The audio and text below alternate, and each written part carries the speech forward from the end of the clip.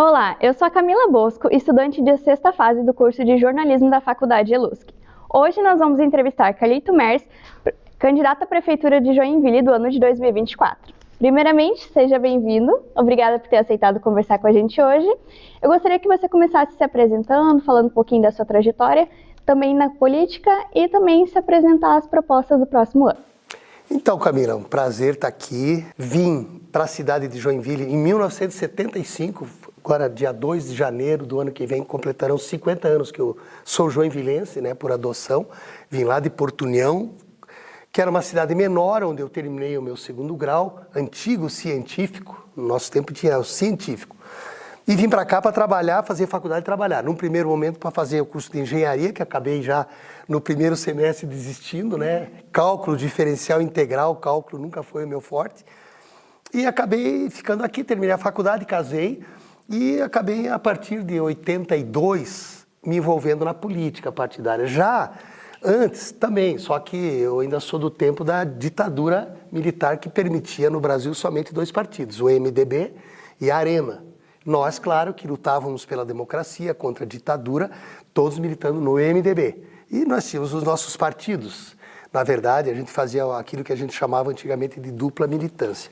Mas, quando chega 1988, Camila, o PT já existia na cidade, aliás, foi o único partido que eu fui filiado até hoje, e nós decidimos fazer um debate sobre a cidade de Joinville. Havia, assim, um processo de redemocratização no país. Eu, nesse período, já tinha virado professor, né, porque eu trabalhei em indústria aqui de 75 até o final de 82 e depois decidi até por uma questão de liberdade mesmo ser professor. E a política já existia na minha vida, pelo que eu enfrentei ainda como estudante lá em Porto União, mas a partir daí a gente entendeu isso. Em 88 fui convidado pelo partido na época a ser candidato a prefeito aqui. 88, para os mais novos, foi a primeira eleição depois de anos de ditadura.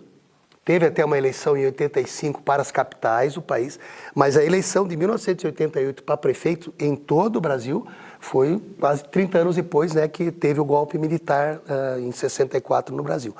Eu acabei aceitando muito para entender mais a cidade que eu morava. Eu sabia que em Joinville estava começando a haver um processo de mobilização, assim, tanto nos sindicatos como nas associações de moradores. A Igreja Católica e a Luterana faziam um belo trabalho de conscientização na época, e eu acabei com esses movimentos de igreja, de associações de moradores, de sindicatos, né, movimento estudantil, da onde eu vim, acabei aceitando a tarefa de... Eu lembro que a primeira frase, o primeiro slogan que nós escolhemos em 1988, construímos Joinville, vamos governá-la. Para dizer o seguinte, quem construiu essa cidade foram os trabalhadores. Claro, as empresas, empreendedores e tal, mas foram os trabalhadores. Já em 92, eu fazendo uma pós-graduação, morando em Campinas, lá em São Paulo, acabei aceitando ser candidato a vereador. Porque em 88 eu não me elegi, mas fiquei em terceiro lugar, mas elegemos um vereador que acabou saindo do PT. Para suprir essa lacuna, eu acabei aceitando uma tarefa de ser candidato a vereador, mesmo morando em Campinas.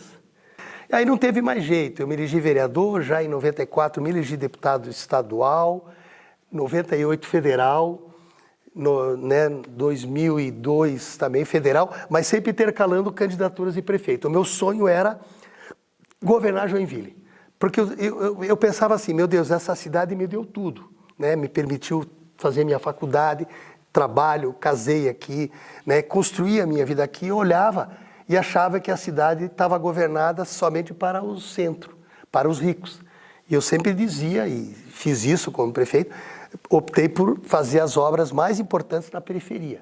Porque às vezes um ponto de ônibus, um posto de saúde, uma escola, uma creche lá no final do Paranaguamirim, ou lá no Jardim Paraíso, ou lá no Morro do Meio, com certeza, não que o centro não mereça os cuidados, e eu cuidei muito do centro aqui como fui prefeito, mas ela muitas vezes merece uma atenção especial. Porque é lá que está a poeira, lá que falta médico e tal. Então, se a gente, com uma cidade tão rica dessa, a gente conseguir distribuir, foi assim que eu governei os 4 anos, né? Fui deputado federal 12 anos, tive o privilégio, em 2006, de ser o relator do orçamento do Brasil. Ali eu vi o tamanho do país, o que é esse país, as injustiças também, e consegui, né? Eu lembro bem até hoje que a minha principal luta, quando eu fui relator do Orçamento do Brasil, foi atualizar a tabela de imposto de renda, que eu continuo dizendo que a classe média baixa é que paga imposto no Brasil. Foi lá que eu fiz questão de aumentar. O maior aumento de salário mínimo do Brasil desde Getúlio Vargas foi quando eu fui relator, em 2006. Nós aumentamos de R$300 para R$350 na época. Isso significou um aumento real de 13%. Nunca mais tivemos um reajuste do salário mínimo tão importante. E por quê? Que eu também, concordando com o presidente Lula, sempre dizia, se você melhora o salário dos mais pobres, é assim que a gente vê a distribuição de renda. Foi só melhorar novamente o salário dos de baixo que o mercado melhorou, as pessoas consomem e tal, né? Então esse privilégio, eu digo, das tarefas que eu tive de ser prefeito ou não, a relatoria do Orçamento do Brasil de 2006 é algo assim que me orgulha muito, que é algo que eu nunca mais vou esquecer. E aproveitando para falar que você já tem experiência ali na política, como que você avalia a nova gestão de Joinville, né? A atual gestão? É um governo de fake news, é um governo vamos dizer assim, de maquiagem, né? Não há uma obra que tenha começado e terminado. Mais grave, todas as obras, eu vou repetir aqui, todas as obras que aconteceram nesses 3 anos e meio, todas, as recuperações das nossas vias principais, como Rua São Paulo, Rua Santa Catarina, a Helmut Falger, todas elas, a Procópio Gomes, todas elas, só foram possíveis fazer porque o governo Lula, desde o ano passado, liberou dinheiro de obras que foram incluídas no PAC. PAC é um programa criado na época do presidente Lula e depois da presidenta Dilma, e nesse caso é um programa chamado PAC Médias Cidades, que os 7 anos que eles governaram depois do golpe contra Dilma, os 3 anos do Michel Temer, os 4 anos do Bolsonaro, não liberavam nada. E o presidente Lula falou, não, nós temos que liberar esse dinheiro porque isso aqui é para melhorar as vias das médias cidades. Então, todas essas obras, tem que ser honesto e dizer, olha, eu estou fazendo essa obra porque o dinheiro foi liberado pelo presidente Lula. Vou dar um exemplo, né? Eu tive o privilégio de ser o melhor prefeito para o centro da cidade. Fui o melhor prefeito, sem sombra de dúvida. Em 4 anos, eu vou destacar algumas obras que eu fiz que nunca ninguém sabia. A cidade não sabe, nesse período eleitoral nós estamos mostrando que fomos nós que fizemos. Por exemplo, o calçadão do batalhão, super utilizado para caminhar com segurança, né? A via gastronômica era horrível. Nós refizemos toda, né, a pista, refizemos todo o calçamento e mais, tiramos aquela fiação, né? Hoje é subterrânea. A Rua das Palmeiras, né? Estava lá abandonada. A JK, Juscelino Kubitschek, fui eu que renovei. A Rua das Palmeiras, o mercado público municipal estava abandonado. Nós, em 4 anos, fizemos toda a drenagem, trocamos piso, trocamos telhado.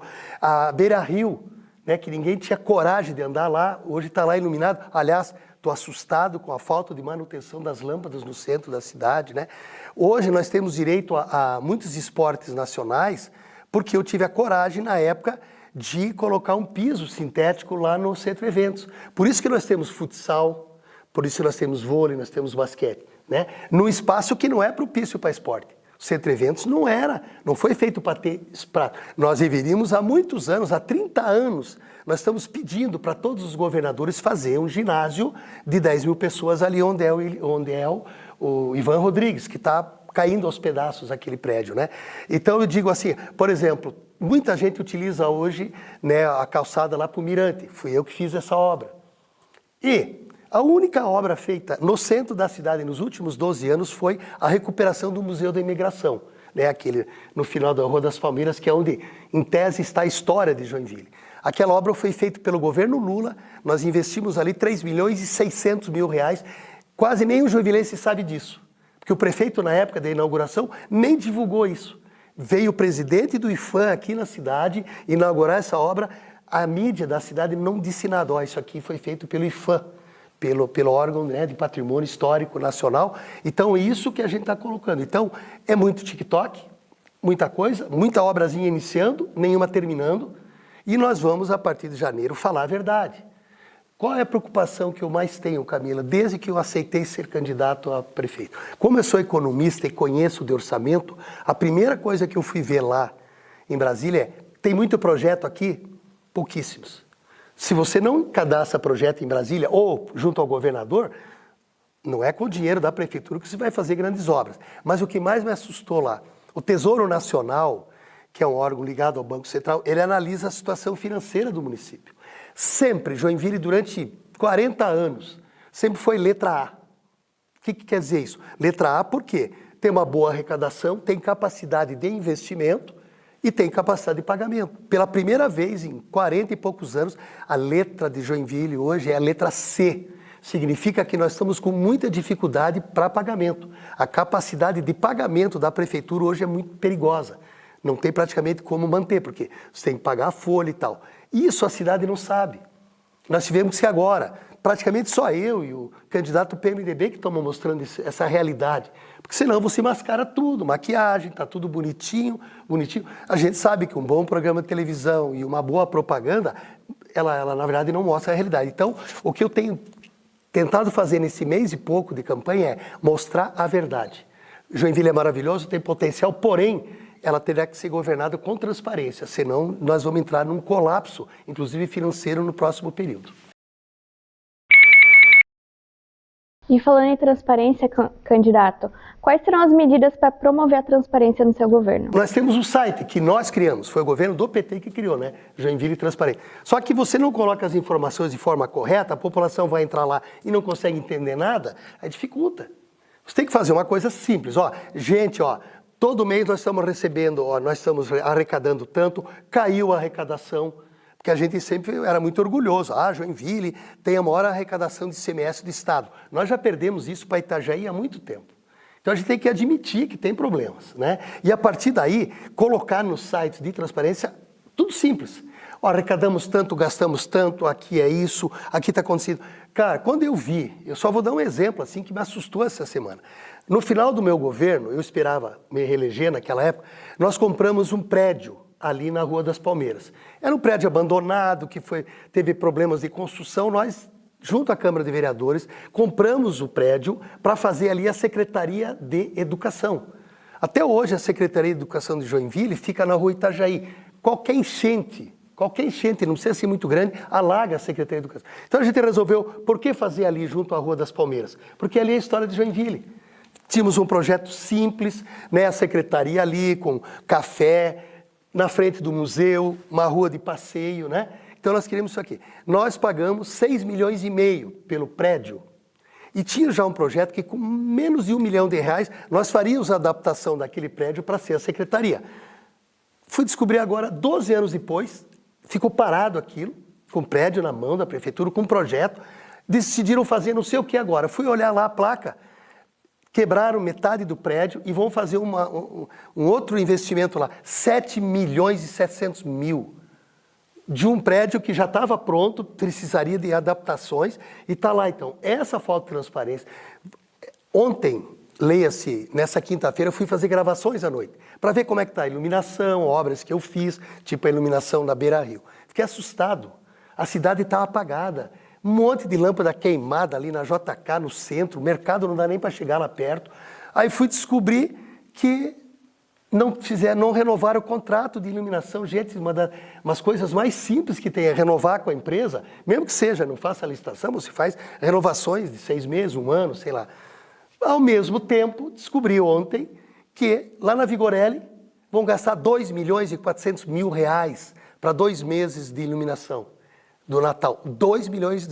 E o centro da cidade está literalmente abandonado, perigoso inclusive. Então essa falta de transparência é que a gente vai ter que começar a mudar.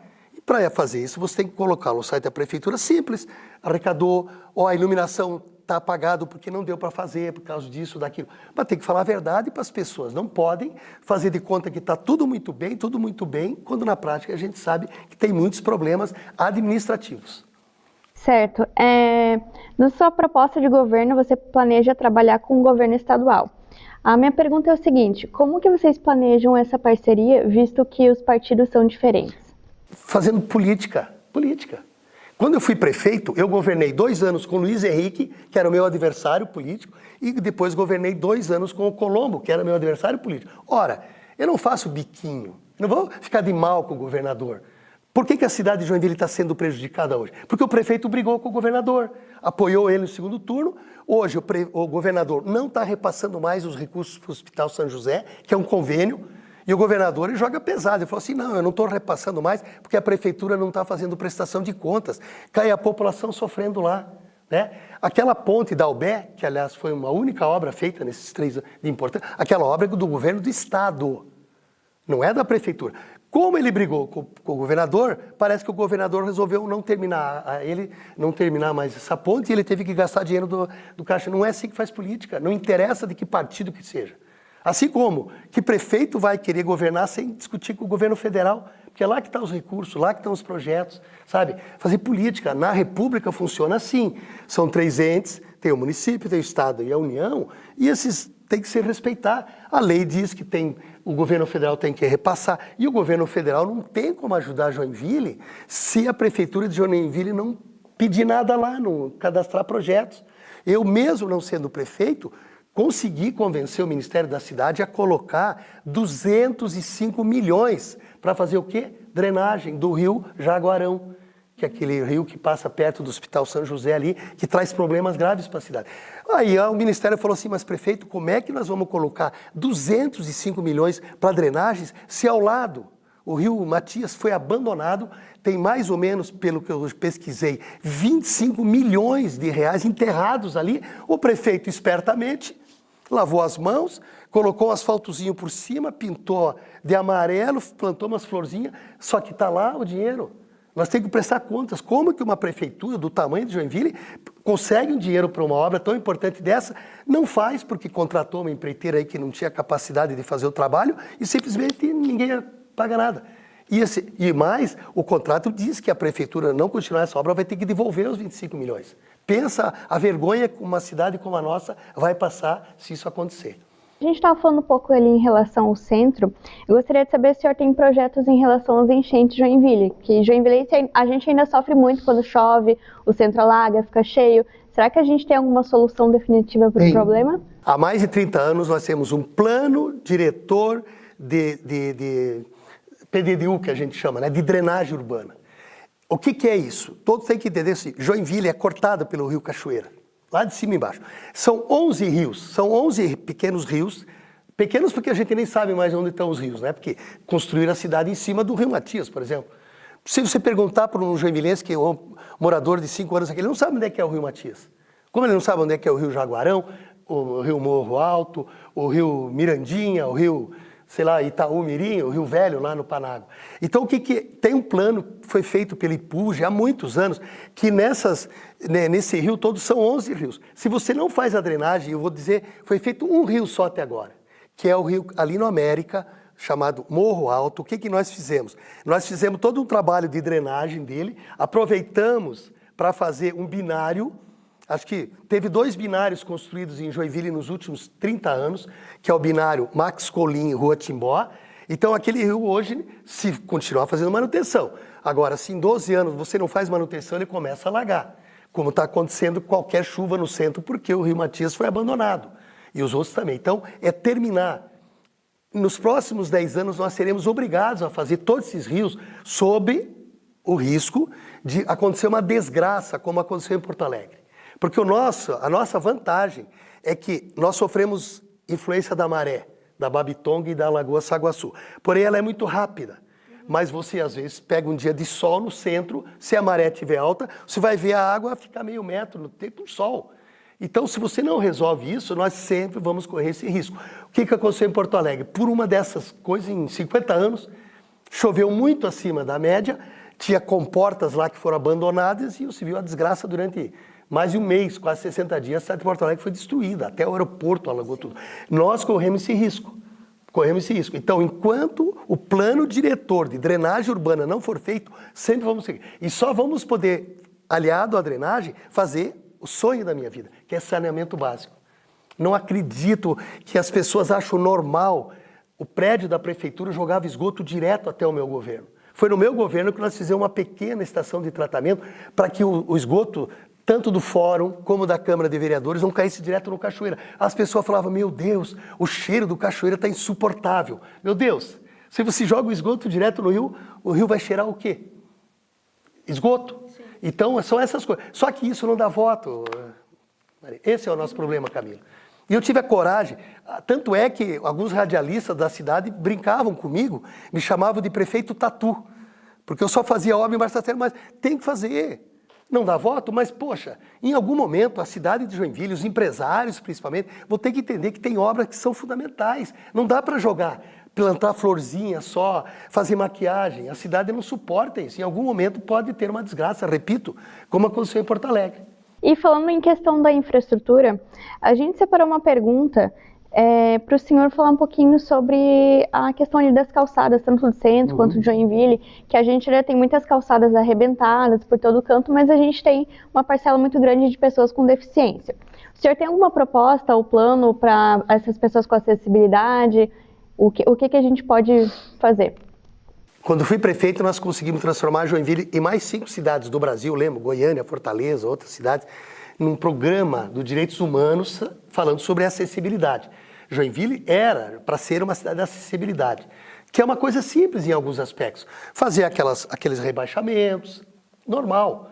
Quando nós resolvemos o problema do calçadão do batalhão, foi um TAC, um acordo que nós fizemos com o Ministério Público, porque as 2 fundições no área de Joinville, Tupi e Schultz, jogavam todo aquele resto de areia de fundição na lagoa. Então, qual foi o acordo? Nós recuperamos aquela areia, deixamos de jogar isso lá na Bahia e fizemos tijolos, né? O meu sonho sempre foi, toda a área central, na época conversamos com a CDL, conversamos com a Jorpem, essas entidades, para que eles fossem parceiros. Porque não adianta eu querer impor. Eu, como prefeito, podia fazer na frente das escolas, dos órgãos públicos, ou no batalhão, que foi feito um convênio com o comandante do batalhão na época. Tudo isso foi abandonado, nós vamos retomar isso. E aí, que os comerciantes das cidades entendam que adianta ele muitas vezes gastar 200, 300 mil para fazer, né, uma vista bonita da sua loja, com belos, né, uniformes, e a calçada arrebentada na frente, que às vezes vai custar lá 4, 5, 10 mil talvez. Então nós, em todo o centro, nós estávamos fazendo convênio com a CDL para que eles fossem parceiros, que no mínimo os empresários daquele frente dele, fossem parceiro, pagasse a mão de obra ou cedesse os tijolos para a gente fazer. Infelizmente isso foi tudo abandonado. Né, uma cidade hoje que não tem iluminação mais à noite. Faço um detalhe para quem está ouvindo vocês aqui, ó. Vão à tarde, no final da tarde, na Juscelino Kubitschek, naquele centro ali entre, sabe, Caixa Econômica ali, vão na frente do mercado público, vocês veem a vergonha de cada 10 lâmpadas, 6, 7 queimadas. E a alegação é essa. Então, como é que você vai deixar? Vai falar em turismo, se fala tanto em turismo, se você deixa o centro, que é a cara da cidade, abandonado desse jeito. Então, a questão das calçadas sempre foi uma prioridade nossa. Infelizmente, né, quando eu resolvi fazer a calçada com condições boas e subir lá no Mirante, foi triste. Tivemos 2 vezes aquela calçada. Porque como era um barranco ali, muito barro, nós fizemos uma vez, tivemos que mudar a técnica para ter espaços de escoamento da água. Hoje está lá, ó. Mais de 10 anos está lá a calçada funcionando, as pessoas utilizando. Quem tinha coragem, 12 anos atrás, de caminhar do mercado público até, sei lá, ali na metade, perto do Saguaçu ali? Ninguém. O que nós fizemos? Botamos lâmpadas, que estão todas queimadas, abandonadas, e uma calçada decente. As pessoas ocuparam mesmo à noite, que é importante para caminhada e tal, e com segurança. Hoje você já começa a ver pessoas, fui fazer gravações, a pessoa falou, prefeito, tem até medo de andar à noite aqui, porque está muito escuro. Então é isso. Cuidar de uma cidade é fazer a manutenção dela constante. Queria que o senhor falasse um pouquinho sobre a sua proposta de governo em relação à criação de um programa para utilizar áreas públicas menores de 500 metros quadrados para fins habitacionais. Olha, tem um plano de habitação na cidade que trabalha com isso, né? Eu sempre fui um defensor do Minha Casa Minha Vida. No nosso governo, do PT, nós fizemos 600 casas lá no Trentino, lá no Itinga, e 640, que eu até visitei essa semana lá no Jardim Paraíso. Além de outros menores, Jardim de Iriú também, são, pelo menos só nesses 3 locais, foram mais de 2.000 apartamentos. Tal. Joinville simplesmente abandonou a política habitacional. Quando eu saí da prefeitura, o déficit habitacional de Joinville era 7.000 moradias. 7.000. E a gente fazendo programa para tentar reduzir isso aqui. vocês pesquisem, mas a informação que eu recebi semana passada que o déficit habitacional de Joinville hoje é 18 mil casas. Se for isso, é um caos. Porque nós temos um problema grave aqui. Poucos controlam muitas casas e apartamentos no centro da cidade abandonados. É só olhar o número de casas quebradas, arrebentadas. Porque a pessoa é dona daquilo, ela deixa valorizar. E as pessoas se obrigam a ir cada vez mais para fora da cidade. Isso é um custo, porque obriga a prefeitura a levar esgoto, levar asfalto, levar creche, levar escola, né? Enquanto isso, você fica no miolo da cidade, terrenos chocando, como a gente fala, infelizmente valorizando. Então é começar. Primeira coisa que eu vou fazer já a partir de janeiro, inscrever Joinville novamente no programa Minha Casa Minha Vida. Porque o Minha Casa Minha Vida tem programa para baixa renda, até 2 salários, e de 3 a 4. Não é só casa para pobre, né, que na época era 20 mil, 30 mil. Então, escrever novamente, porque se é verdade que há um déficit de 18 mil moradias, isso é uma vergonha. A cidade não pode aceitar isso naturalmente. Quais são as medidas do seu futuro governo para garantir a cobertura vacinal? Primeira coisa, estrutural, não vamos permitir que o Hospital São José seja privatizado. Não será privatizado, é um crime contra a população pobre que depende do SUS. Não vai acontecer isso aqui. O que nós não podemos é repetir o que nós vimos nas 2 pandemias, né? Esse ano já, não tem o número atual, acho que mais de 80 pessoas morreram de dengue. Pessoas morreram de dengue. O Brasil sempre foi um orgulho para nós no mundo. O Brasil sempre, nos últimos 30 anos, desde a época da ditadura, hein? Isso não é um programa do PT ou do Fernando Henrique, do PSDB. Sempre o Brasil tinha campanhas de vacinações maravilhosas. Nós extirpamos no Brasil, por exemplo, a poliomielite, né? Paralisia infantil, doença de Chagas, diversas doenças que foram um caos no país a vida toda. O que aconteceu agora? Um presidente maluco, negacionista, prefeito e governador, graças a Deus, Santa Catarina, porque o Moisés, que era o governador, não aceitou esse jogo e brigou lá com ele e fez certo. Sabe, fez lockdown onde era necessário e tal. Não é possível, mais de 2.400 pessoas morreram de Covid aqui. Será que as 2.400 pessoas que morreram de Covid deveriam ter morrido? Não. Se tivesse vacina no momento certo, provavelmente menos da metade dessas pessoas. Quanta gente que perdeu pessoas porque chegou lá e não tinha vacina, por decisão política do prefeito e do governador, e do presidente principalmente, né? Então é isso. Todos os programas nacionais de vacinação nós seremos o primeiro parceiro. A gente não precisa inventar a roda. O Ministério tem a campanha, né? Ou de dengue ou de outras doenças. Infelizmente, né? Doenças como a poliomielite. Eu tenho 69 anos, tenho um primo de 67 anos que na época, 60 anos atrás, por ignorância da minha tia, não se vacinou contra aquilo que a gente chamava de paralisia infantil. A pessoa anda de cadeira de roda até hoje. Agora hoje, com tanta informação, porque um prefeito, porque um governador, que um presidente é contra vacinar, e tem gente culta que acha normal, não tem que vacinar, porque vai virar jacaré. Olha o que a gente teve que ouvir. Esse período, graças a Deus, acabou esse inferno, né? Esse período de trevas que o Brasil viveu, né? Então, simples, vai no Ministério da Educação, todas as doenças têm política.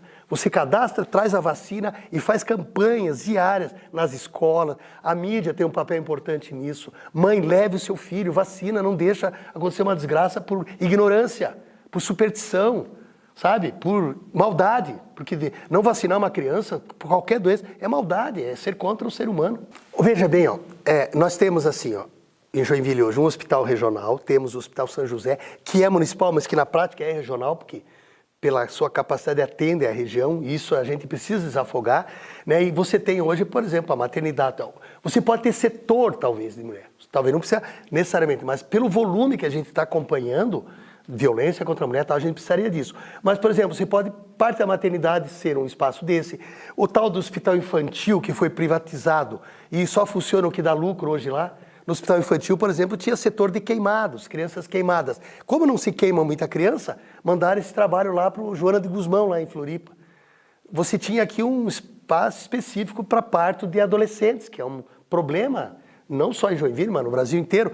Ah, não dá lucro, não tem poucas meninas fazendo parto, manda para a maternidade. Então você pensa nisso aqui. Mas hoje, na saúde, a primeira coisa que nós vamos fazer, há 12 anos atrás nós deixamos pronto na Vila Nova um projeto com dinheiro, com terreno, tudo, para fazer uma UPA, aquilo que a gente chamava de PA, lá na Vila Nova. Pois o ex-prefeito e o atual nem se interessou com isso.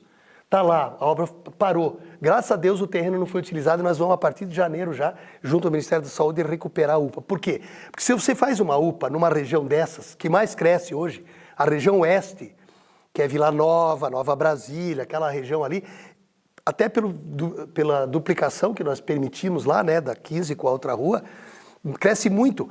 Todo esse pessoal desses bairros vai para onde? A UPA da Norte, lá no Costa e Silva. Levantamento que nós fizemos, cerca de 60 mil pessoas, todo mês vão lá para Costa e Silva, quando podia atender ali. Tem gente que nem vai na UPA, acha que não tem médico, faz o quê? Vai direto ao Hospital São José. Então, muitas vezes, se chega ali no São José, tem uma fila de 10 pessoas. Talvez 2 pessoas deveriam estar lá no pronto-socorro. A outra chegou primeiro, está com uma febre, acha que é mais grave, e quer atender, às vezes, alguém que está infartando. Então nós temos que desafogar o São José. E a grande luta da região norte, não é só de Joinville, é fazer o curso de medicina. O curso de medicina da Universidade Federal vir para Joinville, que a gente lutou por isso o tempo, mas os donos de hospitais não querem o curso de medicina público aqui. Eles querem ficar ganhando muito dinheiro com esses cursos. E trazendo o curso de medicina, a gente também pode trazer o hospital universitário, que existe já em Floripa. Por que Joinville, a nossa região, não pode ter um hospital universitário? Ele não atende só aqui, ele atenderia Barra Velha, São Francisco, Jaraguá, toda essa região próxima da região. A partir daí você desafoga o São José. Porque o São José hoje segura uma barra que não é dele. Né? Como ele atende muito a região, muitas vezes ele faz o procedimento, vai receber 90 dias depois, procedimento caro, e aí o custo de manter o São José aberto é muito pesado. Agora, se você faz uma UPA na região oeste, e traz, que é a luta nossa, você com certeza vai manter, e aí espaço para setores, medicina de mulher, não precisa necessariamente ser um hospital, mas desde que ela saiba que vai ter ali, né, diversos setores, só para a questão específica das mulheres é maravilha. Certo.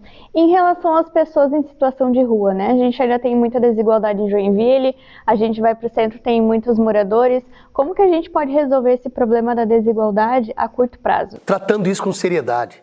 O que me enoja como cidadão é ver esses boizinhos aí que vivem nas redes aí lacrando, humilhando esses seres humanos. Ali tem de tudo, gente. Você tem que entender que ali, ó, você tem desde um cara viciado em crack, você tem gente que tem problemas mentais, você tem gente que teve problemas pessoais, briga de família, que a família não aceita, você tem de tudo ali.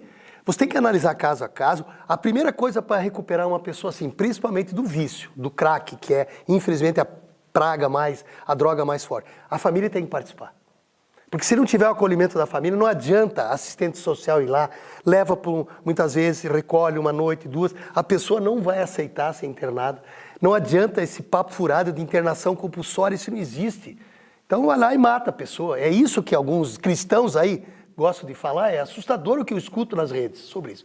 Recuperar a Secretaria da Assistência Social. E lá dentro tem um setor chamado CAPS, que é mais para a discussão, né, da droga, do alcoolismo e tal, recuperar isso e gradativamente chamar essas pessoas. Que uma pessoa dessa não se recupera por imposição. Ela vai ter que chegar no momento e aceitar, não, eu quero me recuperar, eu quero sair da rua, e aí você tem que criar condições, trazer a família junto para... Tem programas maravilhosos no Brasil todo. Agora, chegar ali e tratar como se fosse um animal e fazer piadinha como essa molecada aí fica fazendo nas redes, espero que nunca um parente teu, um amigo teu, um irmão teu passe por uma situação dessas. Então, se você não tratar isso com seriedade, não é fazer piadinha, repito. Mas a Secretaria da Assistência Social, aliada com a Secretaria da Saúde, tem programas que podem gradativamente resgatar essas pessoas para a cidadania. Certo, candidato. Em relação à educação, né, um tema que foi amplamente discutido no Brasil é a relação à insegurança nas escolas, né, que a gente teve também alguns ataques. Como que a gente pode melhorar essa segurança nas escolas? Parar de valorizar a arma. Quando você vê um pai, um pastor,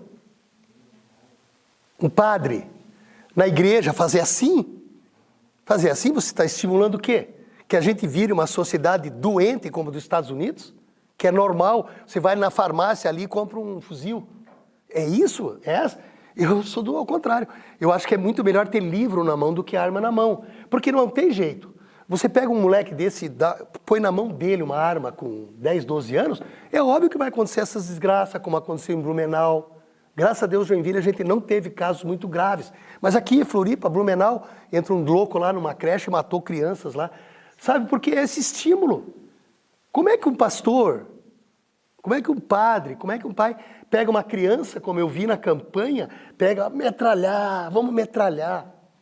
Aí você pega essa molecada com problemas mentais e acontece isso. Escola não é militar. Quer ser militar? Faz como eu, você vai servir o exército. Eu vi um candidato falar que escola civil, escola é escola. Você tem que estudar lá, depois, quando você fizer 18 anos, você vai decidir se você quer ser militar, quer comprar arma, quer se matar. Mas não, é uma loucura. Nós não podemos seguir modelos. Vamos seguir alguns modelos da Europa, da Alemanha, da França, que se educam as pessoas. Queremos seguir esse modelo dos Estados Unidos, que é uma doideira. Você compra arma como quem compra um sanduíche na escada. Só isso. Jamais não haverá, graças a Deus, a gente passou por essa fase, né? Porque só ensinar arma só favorece quem? Vendedor de arma. Então eu vou preferir cada vez fazer mais feira de livro aqui na cidade, como existe, né? Resistentes aqui. Sabe, é isso. Escola é para aprender, é para estudar, para ler, não para aprender a matar. Ali no seu plano de projeto, você fala sobre o ensino da língua portuguesa para imigrantes no município. Sim, acho que é uma necessidade, né? Porque é assim, Joinville, o Brasil é um país de amigos, é um país de imigrantes. Eu fico escutando cada besteira nessa cidade, como se foram só os suíços que chegaram aqui. Joinville é a cidade de gaúcho, é a cidade paranaense, é a cidade agora, né, além dos haitianos e dos venezuelanos, por questões e tal, é o país dos paraguaios também. Agora, do pessoal do norte, está vindo muita gente do Pará, do Maranhão, e que bom, eu não vejo problema nisso. Essa cidade, se dependesse só dos imigrantes originários, essa cidade, gente, é a cidade dos indígenas. Essa cidade é dos portugueses, dos açorianos, antes dos meus amigos suíços. Eu, como prefeito, visitei a cidade de Schaffhausen, na Suíça, que é onde mais veio imigrantes para cá. Eram sem terras, eram miseráveis que foram enganados lá por uma colonizadora e vieram para cá achando que ia para a América. Os cartazes mostravam a América, como se aquelas pessoas que venderam tudo para vir para cá, 3 meses dentro de um navio, primeiro de carroça até Roterdã, chegaram aqui num banhado desses, foram enganados. Então, mas quando eles chegaram aqui, os portugueses, os açorianos, é só olhar alguns sobrenomes, Cercal, Amaral, os Vieira, já estavam aqui. Mas antes do Cercal, dos Vieira e tal, os nossos indígenas. Por que Joinville tem muitos nomes assim, Itapucu, Saguaçu, nomes de gente? As provas hoje mostram que há 6.000 anos atrás, aquilo que a gente chama dos sambaquianos, né, porque eram diversas tribos, moraram aqui. E durante 10.000 anos, 6.000 anos, eles não destruíram a região. Nós, em 150 anos, poluímos o cachoeiro, destruímos tudo que tem aqui, mangue, aterramos o mangue, fizemos essa lambança. Então, temos que entender o seguinte, Joinville foi construído, é uma cidade plural, é uma cidade de todos. O que eu vim fazer aqui há 50 anos atrás?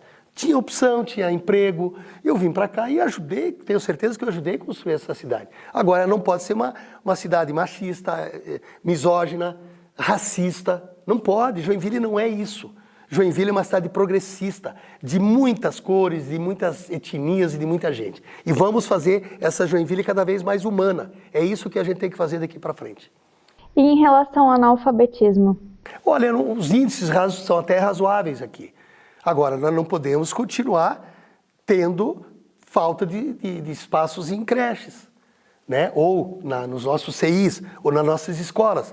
Um dos orgulhos que eu tive que em 4 anos eu acabei na rede municipal com o tal do turno intermediário. Não sei se você sabe o que é isso. Turno intermediário tinha pouca sala de aula e enfiava as crianças ali, das 7 até as 10h30, das 10h30 às 2, das 2 às 6. Eu construí em 4 anos de governo 5 escolas grandes. Lembro até hoje quais. A última foi lá no Jardim Paraíso, a Tereza Mazzoli. Lá na Vila Nova, a Arinor Vogelzanger, né? Ali no Itaú, naquela região ali, a Luiz Gomes e a Nelson Miranda. Então nós construímos essas escolas para acabar com o turno intermediário. E acabamos. Qual é a notícia triste que eu recebo na última semana? Como os 12 anos dos últimos prefeitos não se construiu praticamente, acho que nenhuma sala, voltou a ter turno intermediário. Algumas regiões cresceu muito o número de alunos querendo estudar, estão enfiando lá eles das 7 às 10h30 e tal. Primeira coisa, a partir de janeiro, aonde tem turno intermediário, vamos no primeiro momento fazer salas, talvez até mais uma escola, porque não é possível que uma cidade tão rica como essa tenha pessoas sendo obrigadas a estudar picadinho, que prejudica todo mundo, Camila. Porque o professor, coitado, fica ali naquele horário, as famílias, na hora do almoço, a criança está na escola, é um sufoco.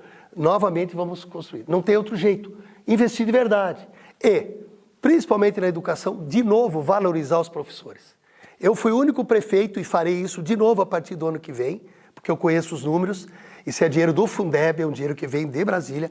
Pagarei a partir de 2025 novamente 14º salário para todos os professores e funcionários da rede municipal de educação. Uhum.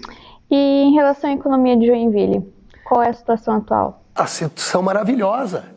Mas não é porque o prefeito aqui pintou algumas avenidas de amarelo, né, ou plantou florzinha. A situação de Joinville é porque o governo Lula, desde o ano passado, junto com o ministro Geraldo Alckmin, que é o ministro da Indústria e Comércio, resolveu recuperar a indústria no Brasil. E isso, no geral, está trazendo fábricas de automóveis, está trazendo fábricas de diversos setores que automaticamente valorizam Joinville. Porque nós somos o segundo setorial de ferramentaria do Brasil, temos a maior fundição da América Latina, temos fábricas de renome, uma Consul, uma Embraco, uma Tupi, uma Tigre, uma Acros. Essas empresas estavam com dificuldades. O governo brasileiro está criando expectativa novamente de exportação. Ao fazer uma política industrial novamente, que está recuperando a indústria, uma das principais cidades beneficiadas é Joinville, pelo parque industrial que já tem montado aqui, sabe? E aí eu fico olhando alguns empresários falando muito de besteira. Ah, por quê? Não, melhorou aqui porque nós pintamos a faixa de amarelo. Nada. Governo Lula, governo Geraldo Alckmin, é recuperar a indústria do Brasil. O que nós temos que fazer? Aproveitar esse embalo. Talvez trazer mais empresas para cá, né? E aí depende da prefeitura. Aí sim, quando eu fui prefeito, nós trouxemos aqui a General Motors. A GM existe em Joinville porque eu, e na época o governador Luiz Henrique e depois o governador Colombo foram parceiros junto com a presidenta Dilma para trazer aqui. Nós não conseguimos trazer a BMW, sabe por quê? Porque não tinha mais terreno em Joinville. Mesmo assim, eu dizia para a presidenta Dilma, mesmo que não for Joinville, vamos fazer ao lado. Hoje, a BMW está instalada em Araquari, que graças a Deus deixou de ser um simples dormitório de Joinville e está abrindo muita empresa que para a cidade é bom. Porque melhorando a arrecadação de Araquari, ela deixa de utilizar o serviço de saúde e as coisas aqui em Joinville, que não suporta mais isso, né? Então, essa é a grande vantagem. Temos um governo hoje que entende que a economia só vai melhorar se os 3 setores crescerem. E para nós, na nossa região, é óbvio que a indústria é mais importante. Mais do que agro, mais do que... Mesmo assim, ó, a grande luta minha foi melhorar serviços. Quando eu fiz a PPP lá da Expoville, é porque eu queria trazer para Joinville grandes eventos, né? Grandes assim, encontros nacionais, por setores e tal. Hoje estou vendo lá, pelo que eu estou sentindo, né? Hoje a Expoville novamente se esvaziando. Vai virar já. Até acho que o cara que ganhou lá a licitação, é uma PPP lá, é uma parceria público-privada, sensação que eu vi pela imprensa é que ele está meio querendo abandonar aquilo. Como é que Joinville, uma cidade industrial desse tamanho, não valoriza principalmente turismo de eventos? Trazer encontros nacionais, mundiais aqui? Não, porque é uma coisinha mínima, assim, é um olhar, eu diria assim, atrasado, antigo, de ficar olhando ali para o umbigozinho e fazer as coisinhas, né? E Joinville merece isso. O que está acontecendo? A grande parte dos eventos que poderiam estar na Expoville estão indo lá para Balneário Camboriú. Porque lá tem uma prefeitura que incentiva, tenta trazer todo mundo. Já levou 2, 3 eventos grandes, como a CATES, por exemplo, que é uma associação de supermercados, que a gente conseguiu fazer o evento 10 anos seguidos aqui em Joinville, já foi lá para Balneário. E a prefeitura faz comercial de pintura da Ponte Azul. Eu gostaria que você falasse um pouquinho sobre a viabilidade do projeto Banco Popular Municipal. Foi um sonho nosso. Em Blumenau, quando o Décio Lima foi prefeito, ele conseguiu fazer um específico municipal. Porque daí depende do BNDES de você ter crédito. Em Joinville já existem algumas experiências. Todos os sindicatos, os Sicredes e Sicobs estão funcionando bem. Então você não precisaria, nesse momento, que a prefeitura bancasse. Nós já temos o banco... Tem outro banco que eu esqueci o nome agora, acho que é Banco Popular, o Banco da Família, não me lembro mais. Então, se a prefeitura fizer boas... Porque nós temos também vamos dizer assim, não é um bem o sindicato, da prefeitura também. Com essas cooperativas de crédito que temos, não precisa necessariamente fazer isso, mas nós podemos pensar num modelo similar ao que teve em Blumenau. Ele chamava de Banco do Povo. Mas aí a gente vai ter que fazer os estudos de viabilidade, vamos ter que ter aporte, principalmente ou do Badesc, ou do BRDE, ou do BNDES, porque a prefeitura não teria como bancar sozinho um movimento desse. E ver junto à JORPM, junto à CDL, junto à Comac, que é a entidade que congrega o pessoal da construção civil, né, dos mercados, que público que nós teríamos, né? Porque senão, para fazer alguma coisa só para servidor, isso já existe, né? Então, mas é uma ideia que sempre está ali latente. Uhum. Outro projeto que a gente encontrou nessa proposta foi o Tarifa Zero, em relação aos ônibus. A gente também gostaria de saber sobre a viabilidade desse projeto e se ele teria algum impacto futuro, por exemplo, no valor da passagem de ônibus. Então, veja bem, Tarifa Zero é um conceito. Vale a pena você investir mais em corredor, fazer mais pessoas voltarem a andar de ônibus, ou nós vamos entupir a cidade de carro e moto, se arrebentar tudo aí? Algumas coisas já foram avançadas. Não há mais um empréstimo hoje que o governo faça à Caixa, que não exija, quando vai reformar, é só observar essas avenidas que estão sendo remodeladas aí. Todas têm corredor de ônibus e ciclovia. Isso alivia, quer dizer, você começa a dar condições, porque é uma aventura um ciclista hoje se meter nesse centro da cidade aí. Agora, sendo corredores seguros, ele começa a usar. A mesma coisa o ônibus. Nós, com a pandemia, caímos, eu não tenho os números de cabeça, mas eu imagino que acabou, as duas empresas praticamente quebraram, né? Ficamos sem... Nós já chegamos no meu governo a ter 130 mil usuários dia. Parece que esses números estão voltando. Mas a gente pode chegar e dizer assim, ó, Joinville, pela população, pode ter tranquilamente 150 mil pessoas voltando a usar ônibus, para desafogar o trânsito, para melhorar as vias e tal. Primeira coisa que tem que fazer, Joinville é a única cidade do Brasil, com mais de 100 mil habitantes, que não foi feita nunca uma licitação. As duas empresas funcionam aqui com uma permissão de uso, que pode ser derrubada amanhã lá no Tribunal de Justiça. Então a primeira coisa, e os empresários, que essa nova safra de empresários sabe disso, a partir do momento que você faz uma licitação, você consegue discutir política. Ano passado, a prefeitura transferiu mais de 21 milhões lá para ajudar a não aumentar o ônibus e tal, jogou dinheiro no caixa dessas empresas. Eu já, no começo do ano, visitei o BNDES, porque é obrigatório daqui para frente haver uma transição energética. Não vai mais ter daqui a alguns anos ônibus a diesel, como poluindo a cidade. Tudo vai ser elétrico. Já conseguimos, nessa primeira leva, Joinville vai comprar 20 ônibus elétricos, cerca de 50 milhões, porém, são padrão chinês, que é onde mais se avançou nessa transição, né? Então, é só ver o trânsito latino como está bem melhor do que no Brasil. Porém, veja que louco, como as empresas não têm permissão, elas não podem fazer a compra. Porque se ela fosse comprar ônibus, elas têm como garantia o tempo que elas têm ainda para atuar na cidade, né? Que geralmente é 25 anos, 30, conforme o caso. Que acho que a gente quis fazer a licitação para 25 anos com renovação. Certo. Então, olha o que nós temos que fazer. O BNDES vai financiar os ônibus, vai vender para a prefeitura e a prefeitura vai repassar para as empresas. Olha que doideira. É como se fosse uma empresa pública, então. Ora, se a prefeitura vai comprar ônibus, então vai ter que ter uma empresa pública, não precisa empresa privada ter. Então é licitação. Sem a licitação, é tudo mentira o que estão falando aí. E eu tentei fazer a licitação. No meu governo, em 4 anos, nós fizemos todo o processo licitatório, faltava uma audiência. O prefeito que me antecedeu, eu falei, não, eu vou fazer. 12 anos depois, está aí. Nunca fizeram a licitação, né? É uma balbúrdia, é uma insegurança, inclusive jurídica, por parte dos empresários. Repito, amanhã, um desembargador pode chegar e dizer, esses caras não podem mais trabalhar, não tem licitação, como é que fica? Como aconteceu em algumas cidades. Blumenau passou por um processo parecido desse, né? E a partir daí, tarifa zero. O que é isso? É gradativamente se verificar. Por exemplo, tarifa zero não é um negócio da esquerda, do PT. Balneário Camboriú, que é governado pela extrema-direita, tem tarifa zero. Só que lá em Maricá, que é uma cidade do Rio de Janeiro, governado, acho que, nem sei se é pelo PT, pela esquerda, também tem. Você vai verificando. Não tem almoço grátis. Se você começar a fazer isso, alguém vai pagar a conta. Ou é o orçamento público ou outras formas de financiamento. Mas para nós interessa que cada vez mais pessoas voltem a utilizar ônibus. E se você tiver um ônibus novo, com ar-condicionado, qualidade, e corredor que faça você vir de um bairro em 15 minutos, e não em 1 hora, você vai começar a usar o ônibus. As cidades europeias, tipo Paris, Milão, ninguém se enfia de carro no centro da cidade. O que você faz? Você valoriza metrô, claro, ônibus, e as pessoas preferem muitas vezes bonitinho, lendo seu jornal, tranquilo, do que atravessar a cidade hoje em 2 horas, como está acontecendo, infelizmente, né?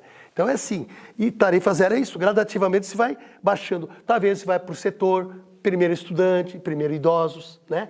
Fazer os nossos velhinhos voltar a circular de ônibus para visitar. Isso movimenta o comércio, todo mundo ganha com isso. Com mais pessoas circulando na cidade, principalmente o comércio ganha muito. Qual que vai ser o projeto prioridade? Para mim é voltar a fazer saneamento básico. Cara, eu assumi a cidade com 12% de esgoto tratado, entreguei com 32%. Terminaram algumas obras, o prefeito Udo acabou um pedaço ali que estava iniciado, né? Mas, por exemplo, abandonaram completamente agora, depois de 12 anos, Vila Nova. Eu tinha instalado todos os tubos na Vila Nova, no tempo que ainda não tinha asfalto. A gente aproveitou fazer quando não tinha asfalto, porque depois, o que eles estão fazendo agora lá? Fazendo asfalto, depois vão ter que quebrar de novo o asfalto para botar a tubulação. É uma dessas, essa falta de planejamento. Jardim Paraíso, Jardim Sofia, visitei essa semana lá, achei muito legal, né, que estão retomando a estação de tratamento de esgoto. Fiz coisas possíveis. Eu tenho orgulho de dizer que o Morro do Amaral, no meu tempo, 100% das casas lá dos pescadores tinha esgoto tratado.